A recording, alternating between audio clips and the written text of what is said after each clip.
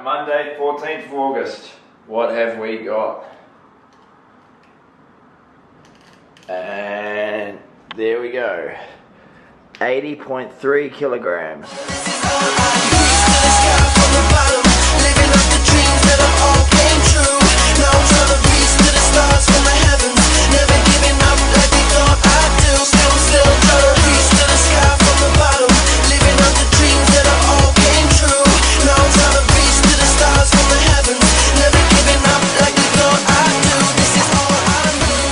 Hey guys, welcome to the first episode of the series. The reason why I'm making this series, well, A, it keeps me accountable, but also just so I can teach you guys sort of how not difficult the whole dieting experience is. You know, I'm going to show you the way I structure like my eating and the calories and stuff that I have, the way that I train and things, when I incorporate cardio, when I don't, what types of cardio or weight training that I do, and how I handle life situations. You know, like let's say spur of the moment, your mates show up and you decide to go get on the piss at the weekend or something like that. How you handle that and you manage to keep your results on track. So I'll include everything I do in my weekends and stuff like that in these videos as well. I try to have a laugh at the same time, but I'll keep it informative, and also it's a chance for me to get better at video editing week to week. But yeah, feel free to follow along and subscribe to my YouTube channel stuff if you are a member of YouTube.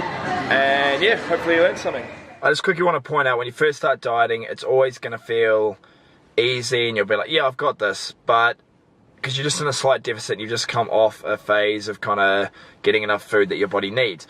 But the longer you stay in a deficit and the further you go into the diet, the more your body is going to crave food, because you're essentially starving your body. You're not giving it enough energy that it requires, and that's why it burns fat. So the longer you are in a diet, the harder it becomes. For example, today, it's currently about 2 o'clock in the afternoon and I've only had 662 calories and I feel fine, I could keep going. But I know this time in 4 weeks, and when he's sitting here craving food, I'll have, you know, urges to eat and stuff. That's when it becomes like a real test. You got to stay strong, and that is why I like to delay the first meal of my day. So I'm not having it first thing, I skip breakfast.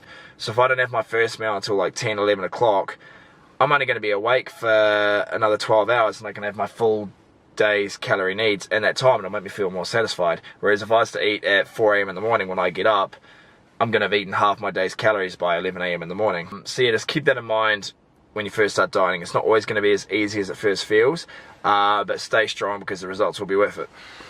Alright, time to eat. What do we got here? Thai green curry from the other night. Once again, make sure the scales are zeroed.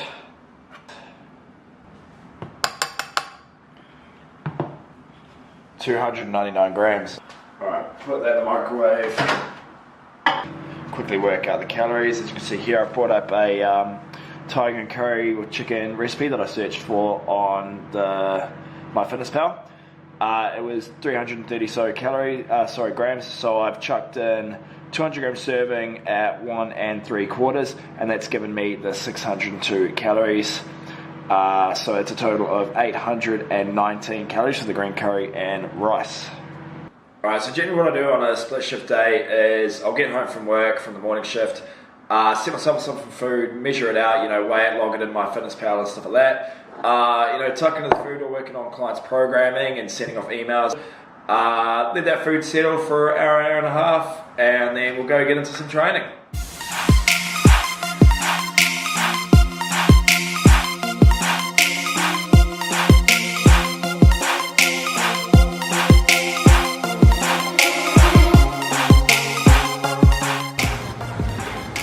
Jesus, that's boring.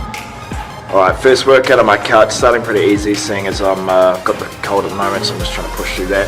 But starting off with 5 sets of weighted back extensions, just to get the glutes, hammies and lower back firing. Work through 5 sets, progressing up in the weights, then we go into 5 sets of thrusters, once again progressing up in weights. After that, go into a bit of a WOD, which is 5 rounds of pull-ups starting at 10, dropping by 2 each round.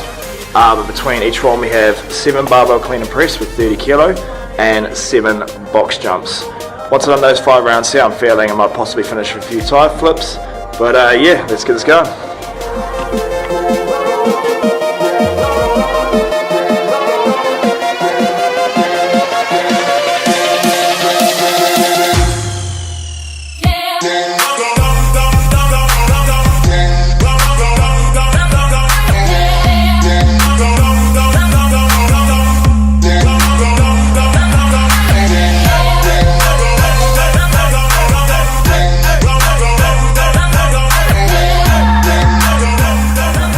that's that. Blind a bit, but it's because I got a cold, my breathing's a bit out. You know, got in, got a sweat on, got it done. Time to head home and on to meal number 3. Alright, what we got? 73 gram of veal, which has 84 calories to it.